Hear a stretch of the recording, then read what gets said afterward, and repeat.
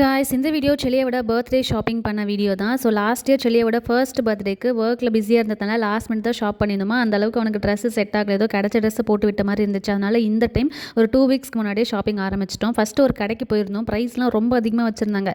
Price அதிகமாக இருந்தாலும் பரவாயில்ல, நல்ல ட்ரெஸ்ஸை கிடச்சா எடுத்துடலாம்னு சொல்லிட்டு நாங்களும் பொறுமையாக பார்த்துட்டு இருந்தோம். கடைசி வரைக்கும் எதுவுமே கிடைக்கவே இல்லை. டயர்டானதாக மிச்சம். அப்படியே ஜூஸ் குடிச்சிட்டு டேரெக்டாக அன்லிமிட்டெடுக்கு வந்துட்டோம். இந்த டைம் 50% ஆஃபர் வேறு போட்டிருந்தாங்களா.